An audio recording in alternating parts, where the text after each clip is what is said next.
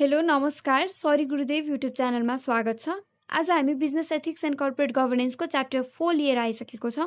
यसमा हामीले पढ्नुपर्ने कुराहरू स्क्रिनमा हेर्न सक्नुहुन्छ। एज यु नो हाम्रो फर्स्ट युनिट यो कोर्सको इन्ट्रोडक्सन थियो, अनि अघिल्लो दुईटा युनिट बिजनेस एथिक्सको पोर्सन रहेको थियो भने अबको यो युनिट 4 र यस पछिको केही युनिट्स चाहिँ कर्पोरेट गभर्नेन्समा आधारित रहनेछन्। Okay, so let's get started.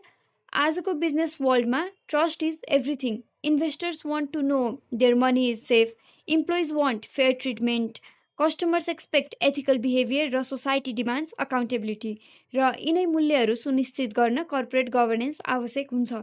Corporate governance अर्थात् संस्थागत प्रशासन भनेको कुनै पनि कम्पनी कसरी सञ्चालन गरिन्छ भन्ने एउटा प्रणाली हो। एउटा ग्रुप अफ कम्पनी अथवा एन्टरप्राइजलाई कसरी डिरेक्ट गर्ने, कन्ट्रोल गर्ने भन्ने सिस्टमलाई नै कर्पोरेट गभर्नेन्स भनिन्छ। यसलाई the combination of rules, process or law by which business are operated, regulated or controlled भनेर डिफाइन गर्न सकिन्छ। सो बेसिकली कुनै पनि कम्पनी कसरी रन हुन्छ, डिसिजन कसले बनाउँछ, कसरी मोनिटर गरिन्छ, अनि मोस्ट इम्पोर्टेन्टली डिफ्रेन्ट पार्टिजको इन्ट्रेस्टलाई कसरी ब्यालेन्स गरिन्छ भन्ने कुराहरू कर्पोरेट गभर्नेन्स अन्तर्गत पर्छ। यसको बारेमा हामी फर्दर डिस्कसन गर्दैनौँ, किनभने इफ यु रिमेम्बर च्याप्टर 1मा कर्पोरेट गभर्नेन्सको कन्सेप्ट, अब्जेक्टिभ, यसको components, significance, essential elements of good corporate governance इत्यादि कुराहरू हामीले डिस्कस गरिसकेका छौँ। Now to understand how governance works we need to explore the underlying theories, जसले म्यानेजरले कसरी र किन काम गर्छ, अर्थात् म्यानेजरियल बिहेभियर कस्तो हुन्छ, पावर कसरी डिस्ट्रिब्युट गरिन्छ, एथिकल अथवा अनएथिकल डिसिजन बनाउँदाखेरि के कुराले मोटिभेट गर्छ, पोटेन्सियल कन्फ्लिक्ट आइडेन्टिफाई गर्ने र सेफगार्ड डिजाइन कसरी गरिन्छ, एथिकल अनि सस्टेनेबल प्र्याक्टिस प्रमोट गर्नेदेखि लिएर थुप्रै कुराहरू एक्सप्लोर गर्छ। अब सिधै त्यही theories and philosophies of corporate governance अन्तर्गत सिलेबसले तोकेकै 5वटा थ्योरीबारे 1 to 1 त्यसको कन्सेप्ट, प्रिन्सिपल, कन्ट्रिब्युसन र सँगसँगै लिमिटेसनबारे चर्चा गर्छौँ। फर्स्टमा छ एजेन्सी थ्योरी। 1970sमा दुईजना स्कलर्स माइकल जेन्सन र विलियम मेक्लिङले यो थ्योरी डेभलप गरेका थिए। This theory focuses on the relationship between principals and agents, जहाँ कम्पनीका ओनर्स वा सेयर होल्डर्स भनेको प्रिन्सिपल हुन् र कम्पनीका म्यानेजर्स वा एक्जिक्युटिभ्सहरू चाहिँ एजेन्ट हुन्। अकर्डिङ टु दिस थ्योरी प्रिन्सिपलले डिफ्रेन्ट वर्क पर्फर्म गर्नको लागि एजेन्ट हायर गर्छ र प्रिन्सिपल द्याट इज सेयर होल्डरले के एक्सपेक्टेसन राख्छ त भन्दाखेरि त्यो एजेन्टले प्रिन्सिपलकै बेस्ट इन्ट्रेस्टमा रहेर काम गरोस्, डिसिजन बनाओस्।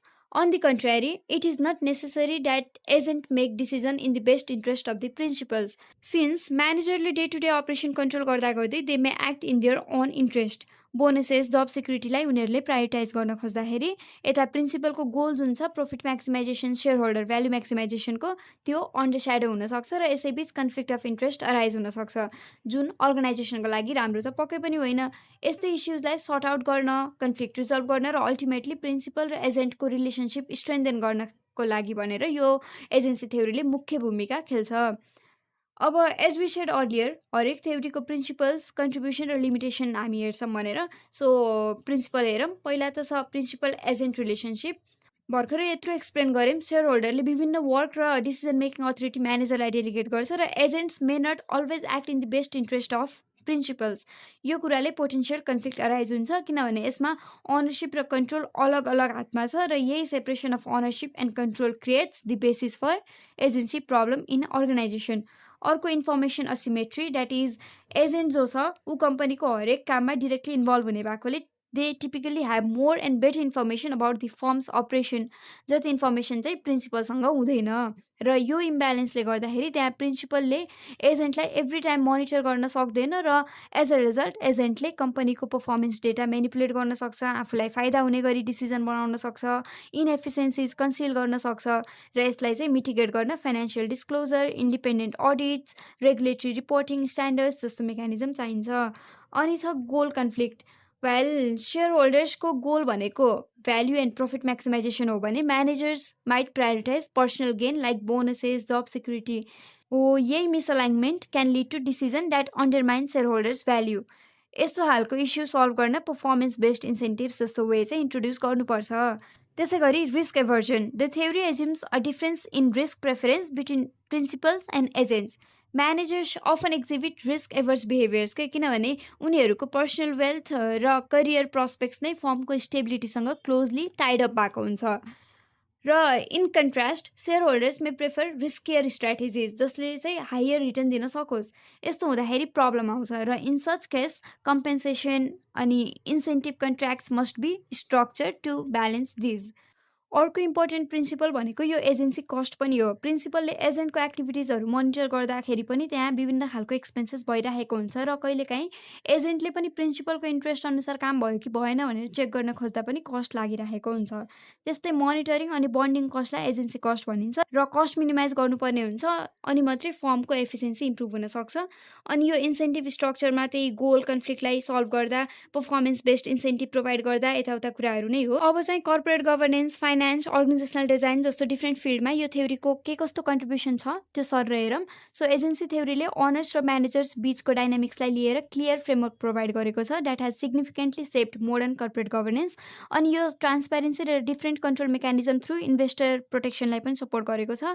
त्यसै गरी बोर्ड स्ट्रक्चरको डिजाइनलाई पनि इन्फ्लुएन्स गर्छ, कसरी सुइटेबल बनाउन सकिन्छ भनेर हेर्छ। Goal conflict, asymmetric information, internal कम्प्लेक्सिटिजहरू पनि आइडेन्टिफाई गर्छ र त्यसलाई एड्रेस गर्न पनि फेसिलिटेट गर्छ। इन्सेन्टिभ सिस्टम कसरी युज गर्ने सो द्याट सेयर होल्डर्स र म्यानेजर्स बिच कन्फ्लिक्ट अफ इन्ट्रेस्ट अराइज नहोस्, यसरी चाहिँ विभिन्न रिस्क र अनसर्टेन्टिज पनि म्यानेज गर्ने कुराहरूमा।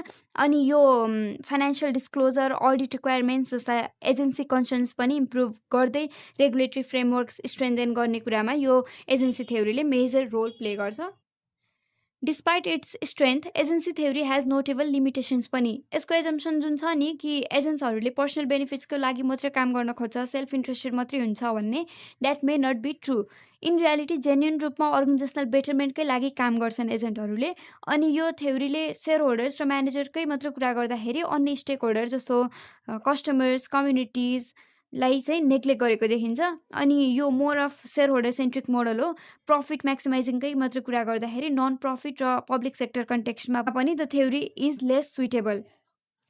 Next, transaction cost economics. यो अलिभर विलियमसनले डेभलप गरेको थ्योरी हो। कुनै पनि फर्मले उसको इकोनोमिक एक्सचेन्जेस वा कुनै पनि ट्रान्जेक्सन गर्दा जस्तो नेगोसिएटिङ, मोनिटरिङ र कन्ट्र्याक्टहरू इन्फोर्स गर्दा लाग्ने लागतलाई चाहिँ मिनिमाइज गर्न खोज्छ भनेर नै यो थ्योरीले एक्सप्लेन गरेको छ। र the theory helps us understand why companies choose to do same things internally and outsource others.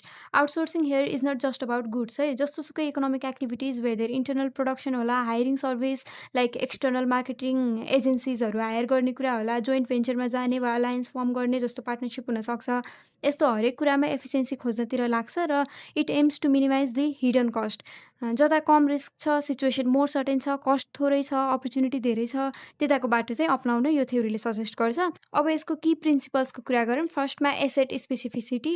यदि कम्पनीले कुनै यस्तो इक्विपमेन्ट्स, टुल्स वा सिस्टम युज गर्छ जुन पर्टिकुलर त्यही कामकै लागि मात्रै उपयुक्त छ भने अब त्यो एसेट्स अरू ठाउँमा सजिलै प्रयोग गर्न सकिँदैन। त्यसैले यस्तो अवस्थामा चाहिँ कम्पनीले आफै त्यसलाई कन्ट्रोल गर्ने तरिकाहरू रोज्छ ताकि उसको लगानी सुरक्षित रहोस्। अर्को, अनसर्टेन्टी एन्ड कम्प्लेक्सिटी। मार्केटको अवस्था, नियमहरू वा प्रविधि परिवर्तन हुँदा सिम्पली चेन्जिङ मार्केट डाइनामिक्सले गर्दाखेरि भविष्य अनुमान गर्न गाह्रो हुन्छ। त्यसैले कम्पनीले लङ टर्म पार्टनरसिप गर्ने वा आफै नियन्त्रण गर्ने तरिकाहरू अप्नाउँछ ताकि अनसर्टेन्टी म्यानेज गर्न सकियोस्।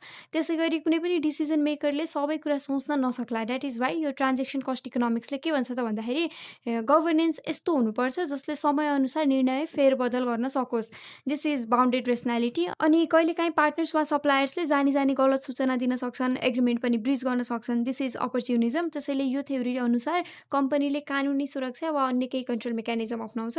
अर्को, ट्रान्जेक्सन फ्रिक्वेन्सी। द्याट इज यदि कुनै काम बारम्बार गर्नुपर्ने छ भने त्यसको लागि आफैले स्ट्रक्चर बनाउनु नै फाइदाजनक हुन्छ। तर यदि काम कहिलेकाहीँ मात्र हुन्छ भने चाहिँ बजारबाट सेवा लिन फाइदा हुन्छ।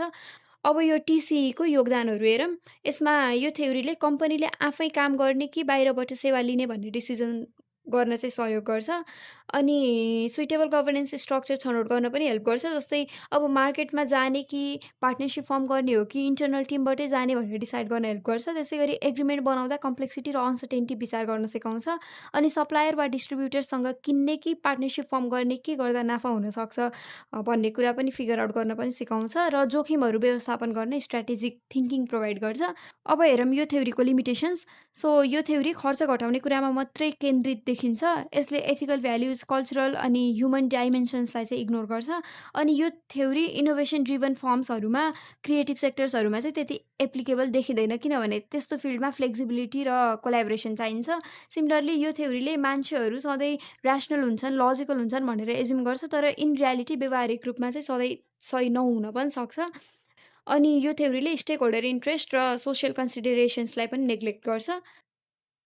त्यसै गरी नम्बर 3 मा चाहिँ स्टेवार्डसिप थ्योरी। स्टेवार्डसिप भनेको simply the careful and responsible management of something, र स्टेवार्ड भनेको a person who has the responsibility अथवा who look after the interest of all भनेर बुझ्न सकिन्छ। यो स्टेवार्डसिप थ्योरी डोनाल्डसन एन्ड डेभिसले 1989 मा डेभलप गरेको पाइन्छ। एजेन्सी थ्योरी र यसलाई लिङ्क गर्दै पढ्यो भने चाहिँ मजाले बुझिन्छ। कन्ट्रास्ट छ यो दुईटा। उता एजेन्सी थ्योरीले म्यानेजर्स र सेयर होल्डर्स बीच गोल कन्फ्लिक्टले गर्दाखेरि प्रब्लम अराइज हुने सिनेरियो दिएको थियो भने यता स्टेवार्डसिप थ्योरीले के भन्छ त भन्दा manager are considered as stewards, which means उनीहरूले ओभरअल अर्गनाइजेसनकै इन्ट्रेस्टलाई प्रायोरिटाइज गर्छन्। यसमा कन्फ्लिक्ट अफ इन्ट्रेस्टको डिबेट अराइज हुँदैन। म्यानेजरहरू आफ्नो बिजनेसप्रति कमिटेड हुन्छन्, कामलाई लिएर रिस्पोन्सिबल हुन्छन् र कम्पनीको मिसन र भिजन एकम्प्लिस गर्नतिर लाग्छन् भन्छ यो थ्योरीले। र managers brings out collectivism in organisation and aligns every one's objective for the growth of business. अब यसको प्रिन्सिपल्स हेरेपछि अझ क्लियर भइन्छ। पहिला छ इन्ट्रिन्सिक मोटिभेसन भन्नाले म्यानेजर्स, जसलाई स्टेवार्ड्स भनेको छौँ, उनीहरू पर्पस, अचिभमेन्ट, अर्गनाइजेसनल प्राइड जस्तो इन्टरनल रिवार्ड्सबाट ड्रिभन छन्। उनीहरूलाई यो मोनिटरी कम्पेन्सेसन, बोनस जस्तो एक्सटर्नल इन्सेन्टिभ्सप्रति कुनै मोह छैन, र यस्तै इन्टरनल मोटिभेसनल फ्याक्टर्सले कमिटमेन्ट, क्रिएटिभिटी, एथिकल बिहेभियर जस्तो कुरा फोस्टर गर्छ। अर्को ट्रस्ट एन्ड अटोनोमी। म्यानेजर्सले फर्मकै बेस्ट इन्ट्रेस्टमा रहेर काम गर्छ भन्ने कुरामा अर्गनाइजेसनलाई विश्वास हुन्छ, र यसो हुँदाखेरि मोनिटरिङ, सुपरभिजन जस्तो कस्ट पनि लाग्ने भएन। अर्को pro organisational behaviour. As we know stewards prioritise organisational goals over personal gain. उनीहरूमा loyalty, accountability, sense of duty हुन्छ, र यसले कोलाबोरेसन इन्हान्स गर्छ, कन्फ्लिक्ट रिड्युस गर्छ, र सस्टेनेबल पर्फर्मेन्सलाई सपोर्ट गर्छ। त्यसै गरी लङ टर्म ओरिएन्टेसन। यसमा सर्ट टर्म प्रफिट्स भन्दा पनि लङ टर्म भ्याल्यु क्रिएसनलाई इम्फेसाइज गरिन्छ, र फर द्याट म्यानेजरले धेरैजसो इनोभेसन्स, रिलेसनसिप्स र एथिकल प्र्याक्टिस जस्तो कुरामा चाहिँ इन्भेस्ट गर्छ। अनि कोलाबोरेटिभ गभर्नेन्स। यसमा हाइरार्कियल कन्ट्रोल भन्दा पनि पार्टिसिपेटिभ डिसिजन मेकिङ र सेयर्ड लिडरसिपलाई प्रमोट गरेको पाइन्छ। सबै चाहिँ एउटै ग्राउन्डमा बसेर काम गर्छन्। बोर्ड्स र एक्जिक्युटिभ्स वर्क टुगेदर, जसले गर्दा म्युचुअल रेस्पेक्ट र स्ट्राटेजिक अलाइनमेन्ट फोस्टर हुन्छ, र यसरी नै अर्गनाइजेसनमा एथिकल अलाइनमेन्ट हुने हो। स्टेक होल्डर ट्रस्ट बिल्डअप हुन्छ, मोरल हेजार्ड्स रिड्युस हुन्छ, कलेक्टिभिस्ट कल्चरको पनि डेभलप हुन्छ। स्टेवार्ड्सलाई पनि आफ्नो काम र अर्गनाइजेसनको मिसनलाई लिएर a sense of ownership feel हुन्छ। नाउ यो थ्योरीको मेजर कन्ट्रिब्युसन भनेको यसले म्यानेजर्सलाई अपर्च्युनिस्टिक एक्टर भन्दा पनि ट्रस्टवर्दी कस्टोडियन्स भनेर रिडिफाइन गरेको छ, जुन चाहिँ राम्रो पक्ष हो। अनि यसले अर्गनाइजेसनलको फाइनेन्सियल अब्जेक्टिभलाई 3टा फ्याक्टर्स ESG अर्थात् इन्भाइरोमेन्टल, सोसियल र गभर्नेन्ससँग इन्टिग्रेट गराउन खोजेको छ।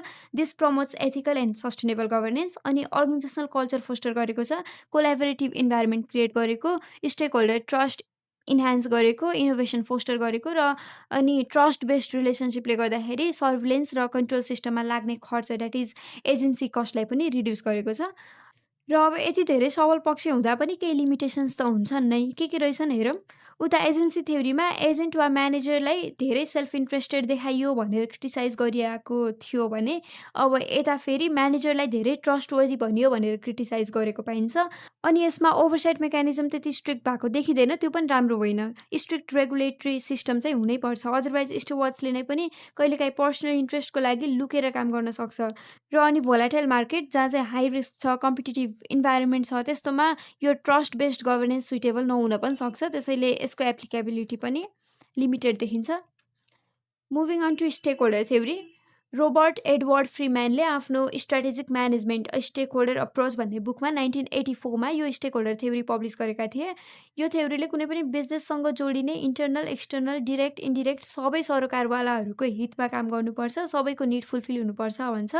सेयर होल्डरको भ्याल्यु मात्रै म्याक्सिमाइज गरेर हुँदैन, त्यहाँ involve employee, customers, suppliers, communities, media, governance, environment सबैको लागि चाहिँ भ्याल्यु क्रिएट गर्नुपर्छ। हामीले च्याप्टर 1 मा पनि थोरै डिस्कस गरेको थियौँ। फर एक्जाम्पल इम्प्लोइलाई फेयर वेज, जब सेक्युरिटी चाहिन्छ, कम्युनिटिजलाई इन्भाइरोमेन्टल वेलफेयर र इकोनोमिक कन्ट्रिब्युसन चाहियो, कस्टमरलाई राम्रो सर्भिस चाहियो, र अर्गनाइजेसनलाई म्याक्सिमम प्रफिट चाहियो। यसै डाइभर्स इन्ट्रेस्टलाई ब्यालेन्स गर्ने कुरामा चाहिँ यो थ्योरीले जोड दिन्छ। की प्रिन्सिपल हेरौँ। Inclusive value creation.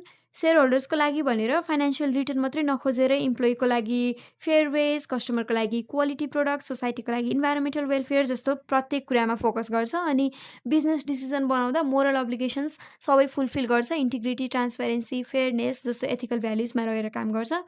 त्यसै गरी म्युचुअल इन्टरडिपेन्डेन्स पनि देखिन्छ। स्टेक होल्डर्सहरू इन्टरकनेक्टेड र म्युचुअली डिपेन्डेन्ट हुन्छन्। फर इक्जाम्पल इम्प्लोइ वेलबिङले कस्टमर सेटिस्फ्याक्सनलाई एफेक्ट गर्छ र त्यसले फर्दर इन्भेस्टरको रिटर्न पनि इन्फ्लुएन्स हुन पुग्छ। यो प्रिन्सिपलले कोलाबोरेटिभ स्ट्राटेजिज इम्प्लिमेन्ट गर्न र होलिस्टिक डिसिजन बनाउन इन्करेज गर्छ। अर्को चाहिँ इक्विटेबल ट्रिटमेन्ट। यसमा केही भन्नै परेन, सबै स्टेक होल्डर्सले फेयर र रेस्पेक्टफुल ट्रिटमेन्ट डिजर्भ गर्छन्। This includes inclusive hiring, equitable pay, transparent communication and so on.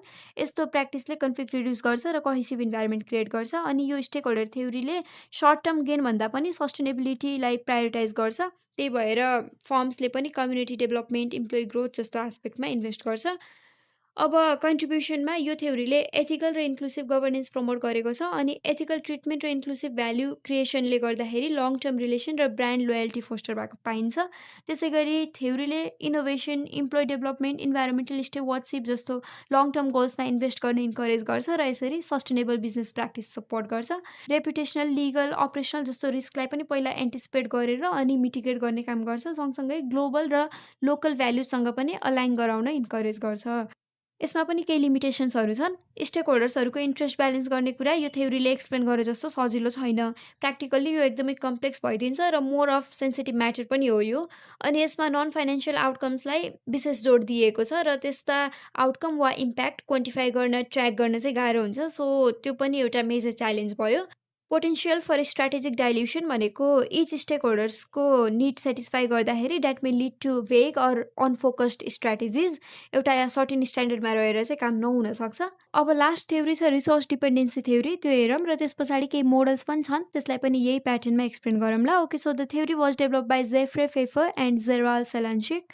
यो थ्योरीले के भन्छ त भन्दा कुनै पनि अर्गनाइजेसन आफैमा सेल्फ सफिसियन्ट हुँदैन, त्यसलाई फङ्सन गर्नको लागि क्यापिटल, लेबर, टेक्नोलोजी जस्तो रिसोर्स चाहिन्छ र for that they depend on external entities. र यसरी अन्य कुरामा डिपेन्ड हुँदा त्यहाँ डिफ्रेन्ट इस्युज अराइज हुनसक्छ, पावर इम्ब्यालेन्स जस्तो प्रब्लम क्रिएट हुनसक्छ। यो रिसोर्स डिपेन्डेन्सी थ्योरीले कसरी चाहिँ बोर्ड मेम्बर्सले वा एक्जिक्युटिभ्सले स्ट्राटेजिक अलायन्स जस्तो डिफ्रेन्ट वेज इम्प्लाइ गरेर रिस्कहरू मिटिगेट गर्छ भन्ने कुरा एक्सप्लेन गर्छ। अब प्रिन्सिपल्सबाट अरू कुराहरू बुझौँ। सो फर्स्टमा यो resource dependence as a core driver, यही भर्खरै भनेको कुराहरू हो। रिसोर्स आर अफन स्कार्स अनि अर्गनाइजेसनको हातमा पनि हुँदैन, त्यसले अपरेसनमा डिस्ट्रप्सन पुर्याउन सक्छ। र यही बिचमा strategic decision, governance structure, inter organisational behaviour जस्तो कुरा डेभलप हुँदै जान्छ। अनि power dynamics in resource control, that is त्यो इन्टिटी जसले like major critical input supply गर्छ, they are more likely to exert influence over organisational decision र great impact पार्छ, अपरेसन नै रोकिदिन सक्छ। द्याट्स वाइ यो थ्योरीले फर्म्सले यस्तो बेलामा कसरी नेगोसिएट गर्छ वा गर्नुपर्छ भन्ने कुरा एक्सप्लेन गर्छ। र त्यसै गरी नेटवर्क्स बिल्डअप गर्ने, पार्टनरसिप फर्म गर्ने गर्यो भने चाहिँ रिसोर्स फ्लोज पनि स्टेबल हुन्छ र अन्ततः यसले रिस्क मिटिगेट गर्छ र म्युचुअल सपोर्ट प्रोभाइड गर्छ।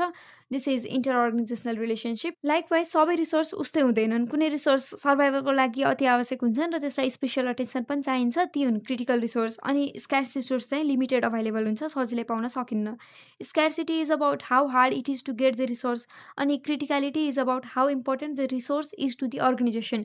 र यो थ्योरीमा scarcity increases external power and criticality increases internal urgency. अनि अर्को कुरा, एक्सटर्नल इन्भाइरोमेन्ट एकदमै डाइनामिक र अनप्रिडिक्टेबल छ, हाम्रो कन्ट्रोलमा हुँदैन। रेगुलेसन्स, पोलिसिजमा चेन्ज देखिन्छ, मार्केट डिमान्ड चेन्जिङ छ, टेक्नोलोजी पनि चेन्जिङ छ र यसले डिस्टर्ब गर्न सक्छ। र त्यतिखेर RDT, that is resource dependency थ्योरीले फर्मलाई एडप्टिभ गभर्नेन्स प्र्याक्टिस फलो गर्न सजेस्ट गर्छ, so that firms can monitor the environment and adjust structure to remain resilient. यति भए पुग्छ। अब यसको कन्ट्रिब्युसन हेरौँ। यसले नेटवर्क बेस्ड रेजिलेन्स प्रमोट गर्छ अनि यसले इन्टर अर्गनाइजेसनल रिलेसनसिप अनि कोलाबोरेटिभ स्ट्राटेजिजहरू स्ट्रेन्थेन गरेको छ। अनि यसले चाहिँ पावर डाइनामिक्स र असिमेट्रिकल रिलेसनसिपको कन्सेप्ट पनि इन्ट्रोड्युस गरेको छ। अर्गनाइजेसनल स्ट्रक्चर डिजाइन र एक्सटर्नल डिपेन्डेन्सिज म्यानेज गर्न चाहिँ गभर्नेन्स मेकानिजमलाई पनि इन्फ्लुएन्स गर्छ। अब यस्तै यस्तै कुराहरू पर्छ। अनि लिमिटेसनमा यो थ्योरीले एक्सटर्नल कन्ट्रोललाई ओभर इम्फासाइज गरेको छ, जस कारण इन्टर्नल क्यापेबिलिटिज, कल्चर, लिडरसिप जस्तो कुराहरू अन्डरस्याडो भइदिन्छ। अनि यो थ्योरीको मेजर फोकस भनेको स्ट्राटेजिक सर्भाइभलमा देखिन्छ रादर देन एथिकल रेस्पोन्सिबिलिटी। अनि यो पावर र डिपेन्डेन्सी मल्टिडाइमेन्सनल कुरा हो, कन्टेक्स्ट स्पेसिफिक छ, जसले गर्दा रिसोर्सको इन्फ्लुएन्स मेजर गर्न पनि च्यालेन्जिङ देखिन्छ। यस्तै क्रिटिसिजम छ यो थ्योरीको। यति जाने पुग्छ। Now moving on to corporate governance models. Corporate governance is not a one size fits all system. Different कन्ट्रिजले उसको legal system, economic structure, social values, historical experience जस्तो बेसिसमा डिस्टिङ्क्ट मोडल डेभलप गरेको हुन्छ र यसमा हामीले त्यस्तै 5वटा मेजर पपुलर मोडल्सको बारेमा कुरा गर्छौँ र यो पढिसकेपछि how companies are controlled and monitored, who holds power, सेयर होल्डरले कि फ्यामिलीज, गभर्मेन्ट अथवा इम्प्लोइज कसको हातमा मेजर पावर रहन्छ, अनि what values drive decision making, is it profit, ethics, stability or tradition भन्ने क्वेसनको आन्सर पाइन्छ। So let's get right to it. First and foremost model is Anglo-American model. This is a shareholder-centric governance system primarily practiced in the US and UK. यसमा शेयरहोल्डरको इन्ट्रेस्टलाई बढी prioritise गरिन्छ र this is typically structured around a single tier board, जहाँ board of डिरेक्टर्सले management अथवा एक्जिक्युटिभ्सले गरेको काम, उनीहरूको पर्फर्मेन्सलाई supervise गर्छ र शेयरहोल्डर्सकै इन्ट्रेस्टलाई चाहिँ रिप्रेजेन्ट गर्छ। यसमा BOD includes both executive directors and non executive directors. यही स्ट्रक्चरलाई नै सिङ्गल टायर बोर्ड स्ट्रक्चर भन्ने हो। एज सेम बिओडीले म्यानेजमेन्ट ओभरसाइट पनि हेर्छ र स्ट्राटेजिक डिसिजन पनि बनाउँछ। अनि this model is deeply rooted in capital market dynamics, किनभने यसको स्ट्रङ फोकस नै फाइनेन्सियल पर्फर्मेन्समा हुन्छ र यसले market efficiency, transparency and investor प्रोटेक्सनलाई बढावा दिन्छ। This model is build on several core principles. फर्स्टमा सेयर होल्डर प्राइमेसी भइ नै हाल्यो। यो मोडलको मेन पर्पस भनेकै सेयर होल्डर्सको भ्याल्यु म्याक्सिमाइज गर्ने हो र उनीहरूको इन्ट्रेस्ट फुलफिल गर्नु नै प्राइमेरी छ, other stakeholders are secondary.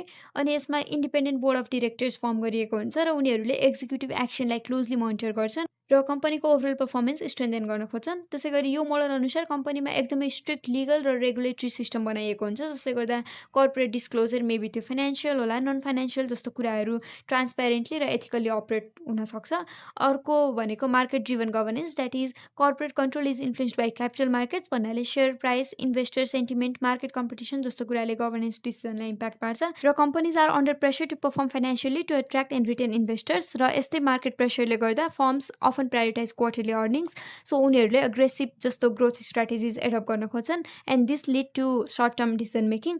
अरू पनि एड अन गर्न सक्नुहुन्छ। अब यो थ्योरीको कन्ट्रिब्युसन के रहेछ सर हेरौँ। सो यसमा स्ट्रङ लिगल सिस्टम र डिस्क्लोजर रिक्वायरमेन्ट भएको भएर चाहिँ इन्भेस्टर प्रोटेक्सन हाई देखिन्छ। अनि बोर्ड्सले म्यानेजमेन्ट हेर्छ र सेयर होल्डर्सले आफ्नो राइट्स एक्सर्साइज गर्छ थ्रु भोटिङ एन्ड एक्टिभिजम। यसले अनरसिप र कन्ट्रोललाई सेपरेट गर्छ and this reduce confusion in roles and responsibility and enhance accountability. अनि यही क्ल्यारिटी र इन्भेस्टर फ्रेन्डली अप्रोच भएकोले this model has influenced governance reforms in many countries. So यो widely adopted पनि छ। बोर्ड इन्डिपेन्डेन्स र ओभरसाइटलाई पनि इन्हान्स गरेको छ। लिगल र रेगुलेटरी फ्रेमवर्क पनि वेल डिफाइन्ड छ। सेयर होल्डर्सको एक्टिभिजमलाई पनि सपोर्ट गर्छ। यस्तै बेनिफिट्स पुर्याएको छ यो मोडलले। अब टकिङ अबाउट यसको लिमिटेसन्स, यो मोडलले इमिडिएट फाइनेन्सियल रिजल्टलाई फोकस गर्ने भएकोले लङ टर्म भ्याल्युलाई अन्डरमाइन गर्छ। अनि सेयर होल्डर्सलाई मात्रै बढी प्रायोरिटाइज गर्दाखेरि अन्य स्टेक होल्डर्स जस्तो इम्प्लोइज, कम्युनिटिज, इन्भाइरोमेन्टको चाहिँ विक रिप्रेजेन्टेसन देखिन्छ। अनि फाइनेन्सियल मेट्रिक्सलाई ओभर इम्फेसाइज गर्छ र qualitative factors like ethics, culture, social इम्प्याक्टलाई चाहिँ इग्नोर गर्छ। यति भए पुग्छ यो लिमिटेसनमा। अर्को मोडल छ German model. Unlike Anglo American model, यो जर्मन मोडलले स्टेक होल्डरलाई प्रायोरिटाइज गर्छ र inclusive decision making, employee participation अनि लङ टर्म स्ट्राटेजिक प्लानिङलाई बढावा दिन्छ। र यसमा ड्युअल बोर्ड स्ट्रक्चर फर्म गरिएको हुन्छ। द्याट इज एउटा हुन्छ म्यानेजमेन्ट बोर्ड जुन चाहिँ डे टु डे अपरेसन र स्ट्राटेजिक इम्प्लिमेन्टेसनको लागि रेस्पोन्सिबल हुन्छ। अनि अर्को सुपरभाइजरी बोर्ड जसले अर्गनाइजेसनमा मेम्बर्स अपोइन्ट गर्ने, म्यानेजमेन्ट बोर्ड इभ्यालुएट गर्ने जस्तो काम गर्छ। अरू कुरा चाहिँ प्रिन्सिपल पढ्दा नै बुझिन्छ। ओके, सो प्रिन्सिपलको फर्स्टमा भर्खरै एक्सप्लेन गरेको ड्युअल बोर्ड स्ट्रक्चरको कुरा छँदैछ। यसले मोर ट्रान्सप्यारेन्ट र अकाउन्टेबल इन्भाइरोमेन्ट क्रिएट गर्छ। अनि stakeholder engagement, that is governance डिसिजनमा employees, creditors, suppliers, society, customer सबैकै इन्ट्रेस्टलाई कन्सिडर गरिन्छ र यसले एथिकल र सोसियल्ली रेस्पोन्सिबल बिहेभियरलाई इन्करेज गर्छ। अर्को भनेको यसमा डिसिजनहरू चाहिँ बोर्ड मेम्बर्स र स्टेक होल्डर्स मिलेर अनि नेगोसिएसन गर्दै बनाइन्छ र यसले कन्फ्लिक्ट रिड्युस गर्छ र कोहेसिभ इन्भाइरोमेन्ट क्रिएट गर्ने भयो। त्यो भनेको स्ट्राटेजिक कन्सेन्सस हो। त्यसै गरी लङ टर्म फोकस पनि छ। यो मोडलले सस्टेनेबल ग्रोथ, इनोभेसन जस्तो कुरालाई इम्फेसाइज गर्छ र यो सर्ट टर्मिजमलाई अभोइड गर्छ। अनि त्यही ट्रान्सप्यारेन्सी र डिस्क्लोजर, लिगल र रेगुलेटरी फ्रेमवर्कको कुरा छँदैछ। अब यस अन्तर्गत कन्ट्रिब्युसन र लिमिटेसन हेरिहालौँ। सो कन्ट्रिब्युसनमा यसले स्टेक होल्डरलाई बढी प्रायोरिटाइज गर्ने भएको भएर चाहिँ फेयर र इन्क्लुसिभ गभर्नेन्स इन्भाइरोमेन्ट क्रिएट हुन्छ। त्यसले डिफ्रेन्ट इन्ट्रेस्टलाई ब्यालेन्स गर्ने भयो। अनि विभिन्न खालका एजेन्सी प्रब्लमलाई पनि रिड्युस गर्छ, किनभने यसमा भएको ड्युअल बोर्ड स्ट्रक्चरले डिसिजन मेकर्स र ओभरसियर्स बिच चेक एन्ड ब्यालेन्स पनि इन्स्योर गर्छ। अनि लङ टर्म फोकस राखेकोले इनोभेसनलाई प्रमोट गर्छ र रिसर्च एन्ड डेभलपमेन्ट जस्तो फिल्डमा इन्भेस्ट गर्न इन्करेज गर्छ। त्यसै गरी रेस्पोन्सिबिलिटी, ट्रान्सपेरेन्सी, फेयरनेस जस्तो एथिकल भ्याल्युजलाई इम्पोर्टेन्स दिँदै एथिकल गभर्नेन्स प्र्याक्टिस पनि ल्याइरहेछ। अनि यो युरोपियन युनियन जस्तोमा पनि सिग्निफिकेन्ट इम्प्याक्ट पारिरहेछ, विभिन्न खालका रिफर्म लिएर आएको छ। यस्तै कन्ट्रिब्युसन देख्न सकिन्छ। अनि लिमिटेसनमा यो ड्युअल बोर्ड भइसकेपछि त्यहाँ कम्युनिकेसन गर्दा गर्दै it may result in delay responses, त्यो भनेको स्लोअर डिसिजन मेकिङ भयो। अनि यो खालको स्ट्रक्चर गभर्नेन्स छ भने त्यसले ऱ्यापिड रिस्ट्रक्चरिङ गर्नुपर्दा नमान्न सक्छ र इट सोज लेस फ्लेक्सिबिलिटी। अनि अर्को कुरा, यो ड्युअल बोर्डमा क्लियर कम्युनिकेसन र कोअर्डिनेसन चाहिन्छ र समटाइम्स त्यो कस्टली भइदिन पनि सक्छ। That's why people often criticise यसमा कम्प्लेक्स स्ट्रक्चर भयो भनेर। अनि जहाँ विकर इन्स्टिट्युसन हुन्छ त्यहाँ चाहिँ यो खालको मोडल त्यति इमिटेबल पनि देखिँदैन, त्यो प्र्याक्टिस फलो गर्न गाह्रो हुनसक्छ। Now Japanese model, this model is rooted in keiretsu network. So keiretsu भनेको के होला त? This is a Japanese term जसले नेटवर्क अफ इन्टरकनेक्टेड कम्पनीजलाई जनाउँछ, जहाँ कम्पनीजहरूले cross shareholdings, long term business partnership, shared strategic गोल्सको थ्रु एकअर्कासँग क्लोज र साउन्ड रिलेसनसिप मेन्टेन गर्छन्। यस्तो प्र्याक्टिसले कोलाबोरेसन, ट्रस्ट र स्टेबिलिटीलाई प्रमोट गर्छ। यसको जिस्ट नै यही हो। अब मेजर प्रिन्सिपलमा जाऊँ। सो सुरुमा क्रस सेयर होल्डिङ नै छ। द्याट इज कम्पनीहरूले एकअर्काको स्मल पोर्सन अफ सेयर्स आफूले होल्ड गरेको हुन्छ र यसले कम्पिटिसनभन्दा पनि कोलाबोरेसनलाई इन्करेज गर्छ, जुन एउटा सबल पक्ष हो। अनि डिसिजन पनि कलेक्टिभली नै बन्छ, लामै डिस्कसन चल्छ, सबैको इन्ट्रेस्ट अलाइन गराइन्छ अनि मात्रै फाइनल डिसिजन बनाउने हो। अर्को यसमा एकदमै ग्रान्ड कुरा भनेको यसमा employees are often hired for life. विशेष गरी लार्ज फर्महरूमा लाइफ टाइम इम्प्लोइमेन्टको पनि अपर्च्युनिटी हुन्छ। त्यसै गरी इन्टरनल कोहिसन र कोलाबोरेसन भइहाल्यो। अर्को भनेको एङ्ग्लो अमेरिकन मोडलले सेयर होल्डरलाई बढी फोकस गरेको जस्तो यसमा हुँदैन। यो जापानिज मोडलले जर्मन मोडल जसरी स्टेक होल्डरलाई नै प्रायोरिटाइज गर्छ, लङ टर्म स्टेबिलिटीलाई पनि फोकस गर्छ। यस्तै कुराहरू हो। अब कन्ट्रिब्युसन, यही प्रिन्सिपल नै यसमा दोहोरिन्छन्। कम्पनीले सर्ट टर्म प्रफिट नभएर सस्टेनेबल ग्रोथ र ग्रेजुअल इनोभेसनलाई सपोर्ट गर्छ अनि मोर कोलाबोरेटिभ इन्भाइरोमेन्ट हुन जान्छ। जोइन्ट भेन्चर, रिसोर्स पुलिङ जस्तो कुराहरू इन्करेज हुँदै जान्छ। अर्को भनेको कल्चरल अलाइनमेन्ट पनि भएको पाउन सकिन्छ। अनि रिड्युस्ड स्पेकुलेसन पनि हो, किन भन्दा क्रस सेयर होल्डिङले सर्ट टर्म ट्रेडिङ, मार्केट भोलाटिलिटीलाई डिस्करेज गर्छ। अब लिमिटेसनमा फर्स्टमा त विक माइनोरिटी प्रोटेक्सन हुन्छ, भन्नाले ससाना सेयर होल्डर्सहरूको कर्पोरेट डिसिजनमा मिनिमल इन्फ्लुएन्स हुन्छ। अनि यो क्रस सेयर होल्डिङले गर्दा मार्केट डाइनामिजम रिड्युस हुन जान्छ। कम्पनीले कम्पिटिटिभ एडभान्टेज भन्दा पनि ग्रुप इन्ट्रेस्टलाई प्रायोरिटाइज गर्छ र यसो हुँदा कम्पनी एउटै गतिमा चलि मात्रै रहन्छ, त्यहाँ ग्रोथ र प्रोग्रेस नहुन सक्छ। सो स्टिफस कम्पिटिसन पनि अर्को डिसएडभान्टेज हो। अनि यसमा जेन्डर एन्ड डाइभर्सिटी ग्याप पनि देखिन्छ। एक्जिक्युटिभ पोजिसनमा पनि वुमेन कमै हुन्छन् र कर्पोरेट बोर्ड्समा फरेन र नन ट्रेडिसनल प्रोफेसनल्स पनि कमै हुन्छन्। अनि यो मोडलले more like traditional approach follow गर्ने भएकोले यो फर्मल रुल्स भन्दा पनि रिलेसनल गभर्नेन्समा डिपेन्डेन्ट हुन्छ। That is why limited transparency and disclosure पनि अर्को इस्यु हो। नेक्स्ट, इन्डियन मोडल, यो एउटा हाइब्रिड गभर्नेन्स सिस्टम हो that blends elements of both the Anglo American model and traditional stakeholder focused approach. यसमा boards independence, share holders rights जस्तो Anglo अमेरिकनको principal पनि छ र relational governance, community values, family ownership जस्तो local norms पनि जोडिन्छ। यसले एथिक्स, ट्रान्सपेरेन्सी, सिएसआरलाई नै धेरै इम्फेसाइज गर्छ र SEBI that is securities and exchange boards of India अनि कम्पनीज एक्ट जस्तो इन्स्टिट्युसनको रेगुलेटरी रिफर्महरूबाट पनि यो कन्सेप्ट वा यो मोडल चाहिँ इभल्भ भएको हो भन्न सकिन्छ। प्रिन्सिपल्समा firstly it combines formal governance structure जस्तो independent boards, audits with informal practice जस्तो family control, relational governance etcetera. So यो एउटा हाइब्रिड गभर्नेन्स सिस्टम भयो। अर्को प्रिन्सिपलमा यही एसइबिआई, कम्पनीज एक्ट जस्तो रेगुलेटरी ओभरसाइटको कुरा भयो। अनि बोर्ड इन्डिपेन्डेन्स छँदैछ। Audit committees, nomination boards, independent directors हुन्छन् जसले गर्दा त्यहाँ बायस्ड ओभरसाइट र कन्फ्लिक्ट अफ इन्ट्रेस्टको चान्स घट्छ। अर्को भनेको यो सिएसआर फोकस्ड हुन्छ। सस्टेनेबिलिटी प्र्याक्टिसलाई, इएसजी प्यारामिटर्सलाई सँगसँगै कम्पनीको इकोनोमिक पर्फर्मेन्सलाई ब्यालेन्स गर्छ। अनि रेगुलेटरी कम्प्लायन्स पनि स्ट्रङ हुन्छ, डिफ्रेन्ट कोड्स, एक्ट्सहरू इन्क्लुड गरिएको हुन्छ। र अर्को सिग्निफिकेन्ट प्रिन्सिपल के छ त भन्दा यो मोडलमा प्रोमोटर कन्ट्रोल पनि बढी पाइन्छ र they often retain significant control over strategic decision. Now contribution, so यसमा स्ट्रङ रेगुलेटरी कम्प्लायन्स हुने भएकोले इन्भेस्टरको कन्फिडेन्स बढ्छ र डोमेस्टिक अनि फरेन इन्भेस्टमेन्ट पनि एट्र्याक्ट हुन्छ। अनि यसमा भएको एसइबिआई जस्तो इन्फोर्समेन्ट मेकानिजमले ट्रान्सपेरेन्सी र ट्रस्ट इन्हान्स गर्छ। अनि अब सिएसआर म्यान्डेटरी भएपछि त्यहाँ एथिकल गभर्नेन्स पनि प्रमोट हुन्छ। अनि यो मोडलले बोर्ड डाइभर्सिटीलाई पनि इन्करेज गर्छ। अनि मोस्ट इम्पोर्टेन्टली अलि फ्लेक्सिबल गभर्नेन्स भएको भएर त्यसले स्टार्टअप्स र फ्यामिलीज फर्म्सलाई पनि एकदमै सपोर्ट गर्छ र दिस वे एन्टरप्रेन्योरल प्र्याक्टिस बढ्ने भयो। र अनि यो प्रमोटरले लिड गर्ने मोडल भएकोले कन्टिन्युटी दिने र लङ टर्म भिजन राख्ने कुरा हुन्छ। अब लिमिटेसनमा हामीले प्रमोटर लेड मोडल भन्दै गर्दा त्यसले सधैँ पोजिटिभ इम्प्याक्ट पार्छ भन्ने नि हुँदैन, त्यहाँ रिस्क अफ डोमिनेन्स पनि देख्न चाहिँ सकिन्छ। र फ्यामिली बेस्ड हुँदा ल्याक अफ अकाउन्टेबिलिटीको इस्यु पनि पाइन्छ। त्यहाँ सक्सेसन प्लानिङ पनि समवट विक नै हुन्छ। अनइभन गभर्नेन्स क्वालिटी पनि अर्को समस्या हुनसक्छ। अब last model of corporate governance र even last topic of this chapter यो एसियन फ्यामिली बेस्ड मोडल। यो मोडल खास गरी एसियाली देशहरूमा देखिन्छ जहाँ व्यवसायहरू प्राय परिवारकै स्वामित्वमा हुन्छन्, अर्थात् फ्यामिली ओनरसिपमै हुन्छन्। यसमा कुनै पनि खालको डिसिजनहरू परिवारकै सदस्यहरूले नै लिन्छन् र कम्पनी चलाउने तरिका पनि इन्फर्मल हुन्छ, जस्तो कि विश्वास, परम्परा र आपसी सम्बन्धमा आधारित हुन्छ। अब यसको प्रिन्सिपल्स अथवा मुख्य विशेषताहरू हेरौँ। फर्स्टमा त फ्यामिली कन्ट्रोल भयो। कम्पनीको सिग्निफिकेन्ट पोजिसन र लिडरसिप सबै परिवारकै हातमा हुन्छ। सिइओ, चेयरम्यान जस्ता पदहरू परिवारकै सदस्यले सम्हाल्छन्। अनि यसमा फर्मल रुल्स वा लिगल कन्ट्र्याक्ट्स भन्दा बढी ट्रस्ट, ट्रेडिसन र पर्सनल रिलेसनसिपले काम गर्छ। डिसिजनहरू चाहिँ म्युचुअल एग्रिमेन्टमा लिइन्छ। त्यसै गरी लिगेसी फोकस पनि भयो। द्याट इज पर्टिकुलर बिजनेसलाई पुस्तौँदेखि चलाउने सम्पत्तिको रूपमा हेर्ने गरिन्छ। त्यसले यसमा सर्ट टर्म प्रफिट भन्दा पनि लङ टर्म रेपुटेसन कन्टिन्युटीलाई प्रायोरिटाइज गरिन्छ। अनि परिवारमै रहेर फर्दर लिडरसिपको जिम्मा दिइन्छ। बाहिरबाट अरूलाई ल्याउने चलन कमै हुन्छ। That is what we call succession within family. अनि कम्पनीको बोर्डमा इन्डिपेन्डेन्ट डिरेक्टर्स जस्तो फर्मल स्ट्रक्चर फर्म गरिएको हुँदैन। द्याट्स वाइ त्यहाँ एक्सटर्नल स्टेक होल्डर्सहरूको इन्फ्लुएन्स लिमिटेड हुन्छ। नाउ कन्ट्रिब्युसन, यसमा फ्यामिली मेम्बर्सहरू बिजनेसप्रति एट्याच्ड हुन्छन् र आर्थिक हिसाबले पनि एकदमै डिपेन्डेन्ट हुन्छन्, जसले गर्दा बिजनेसमा मेहनत र निरन्तरता कायम राखिन्छ।